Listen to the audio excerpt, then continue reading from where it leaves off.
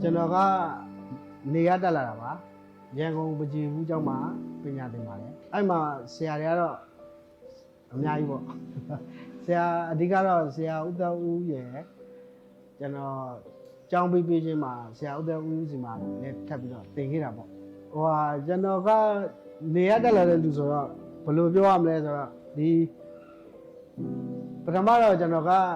ဒီခဲပုံလူရေးပေဆိုပြီးတော့အဲ့လိုနေမှာအဲ့ဒါပဲလူသုံးများတယ်လေဆိုတော့အဲ့ဒါလေးကိုပဲစိတ်ဝင်စားပြီးတော့တက်လာတာအဲ့ဒါတော့ပကြီးကျောင်းရောက်မှကဏ္ဍတွေအများကြီးကွဲသွားတယ်ဒုတိယနေ့လောက်မှ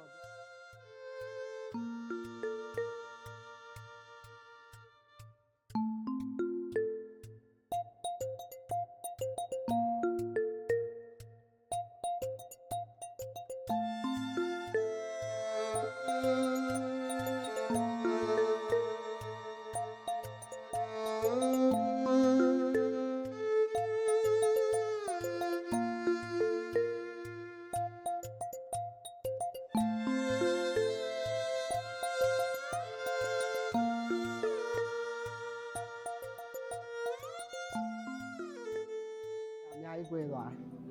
ဒုတိယနေ့လောက်မှကြာမှာကိုကဘာလုပ်ချင်လဲဆိုတာကိုသိလာဆိုတော့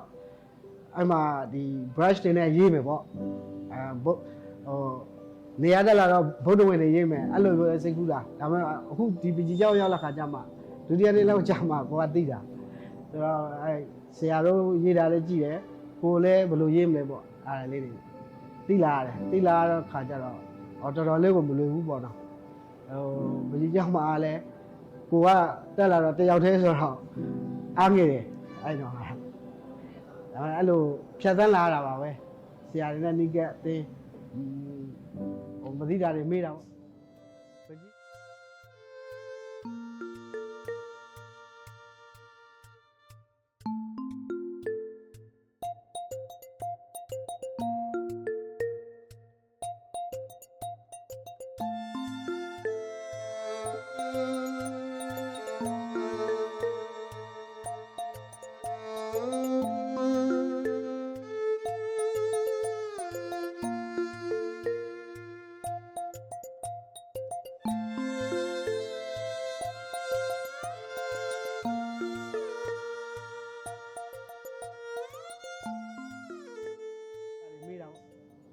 ပကြီးကျောင်းစားရောက်တော့ငွေကြေးလည်းမရှိဘူးပတ်ဝန်းကျင်လည်းမရှိဘူးဆိုတော့လူကမြဲရကြတာပေါ့အဲ့တော့ခဏရတယ်ပြီးမှငါကတော့ဒီပကြီးကျောင်းလာတက်တာကသမင်းစားဖို့တက်လာတာမဟုတ်ဘူးပကြီးရေးဖို့ပညာတစ်ခုသင်ဖို့တက်လာတာအဲ့လိုစိတ်ကူးထဲမှာရောက်လာအဲ့ဒါလေးနဲ့ပဲဖြေပြီးတော့မှသုံးတဲ့ကိုကြော်ရတာနေမမရှိဘူးကိုအတွင်းနဲ့ကိုရေးကိုအသီးနဲ့ကိုလုပ်အဲ့လိုပဲတခုတော့ရှိတယ် commercial လုပ်ခဲသေးတယ်ကျွန်တော်တို့စလုံးတွေပါတယ်ရေးရတယ်အဲ့ဒီပကြီးရေးချင်လို့ပဲအဲ့ commercial အဲ့တဲ့ဝင်ရတယ်အဲ့ကျောင်းတက်နေတဲ့အချိန်မှာစာသင်ကျောင်းတက်တဲ့အချိန်မှာပေါ့အဲ့ကာလတစ်ခုတော့ဖြတ်ခဲ့ရတယ်အိမ်မက်တော့မမှတ်ဘူးအဲ့ကိစ္စဘာလဲဆိုတော့ကျွန်တော်ဖေကတော်တယ်ကျွန်တော်ဖေမေလည်းတော်တယ်အဖေကကျွန်တော်လုံးသမျှဥစ္စာတွေပေါ့နောက်ကနေလိုက်ကြည့်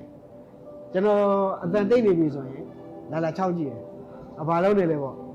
အဲ့မှာကျွန်တော်ပုံတူလေးတွေရေးတယ်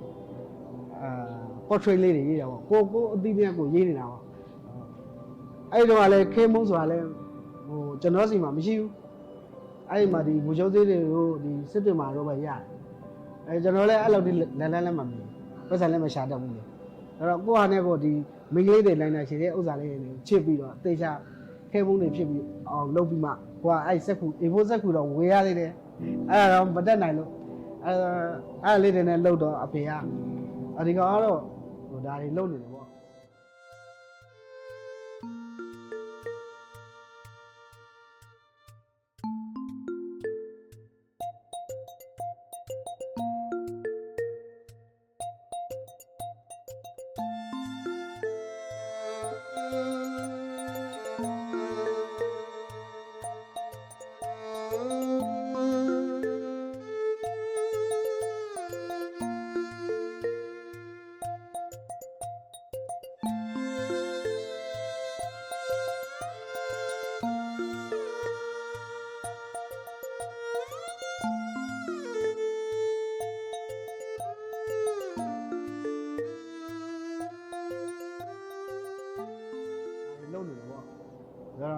နောက်ကျွန်တော်ကိုစေတန်း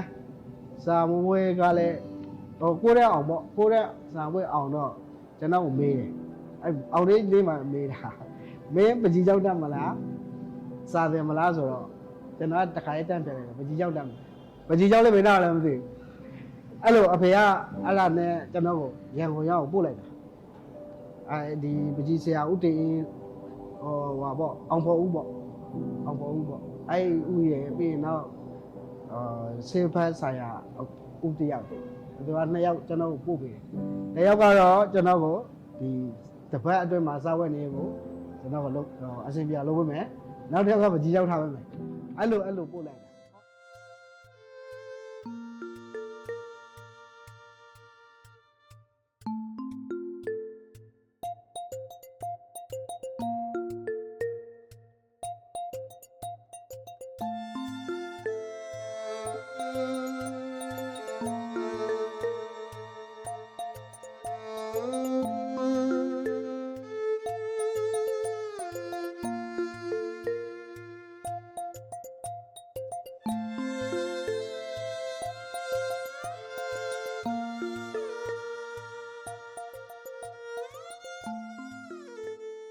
အဲ့လိုပို့လိုက်တာဟောအဲ့ဒါကတော့ရှင်းပါလေ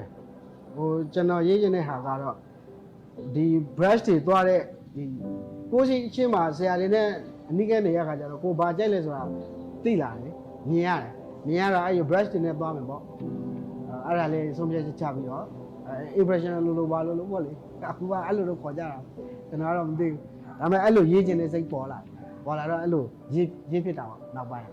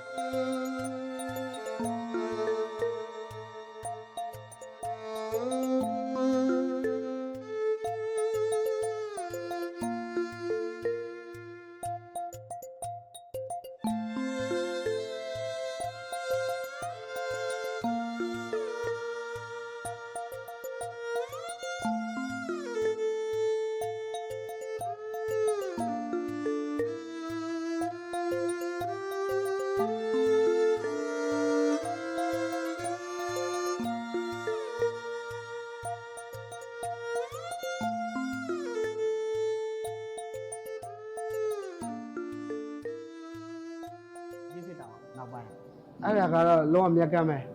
ပကြီးကြောင်းစင်းပြီးတာနဲ့ဘာလို့လို့မသိဘူးကိုကလည်းပကြီးတန်းနဲ့မဝင်သေးဘူးလေဆိုတော့ကြတော့ကန်ဆိုးပြီးတော့ကန်ကောက်ပါလေကိုရီးယားကုမ္ပဏီတခုဒီ copy ကူးတဲ့ company တခုရောက်လာတော့အဲတငယ်ချင်းတယောက်ကလာပြောတယ်ပြည်ကကိုစောကိုလာပြောတော့အဲ့မှာတင်တဲ့နေလျှောက်တာပေါ့အဲလျှောက်တော့အဲ့မှာအကုန်လုံးဝင်လို့ရတယ်အကုန်လုံးလျှောက်တော့အကုန်လုံးရတယ်ရတော့ပျော်သွားတော့ပေါ့နော်အဲ့မှာပကြီးเจ้าကเจ้าကတော့ပြီးသွားပြီဒါပေမဲ့အဆောင်ကမဆက်ရသေးဘူးဆရာတွေကလည်းနှိမ့်ထုတ်နေပြီအဲ့ဒီအချိန်မှာအလုပ်တစ်လုပ်ရတယ်အဲ့ဒီအလုပ်ကိုဝင်ပြီးတော့မှအဲ့ဒီအလုပ်မှာဒီ3နှစ်လောက်ကြာခဲ့တာပေါ့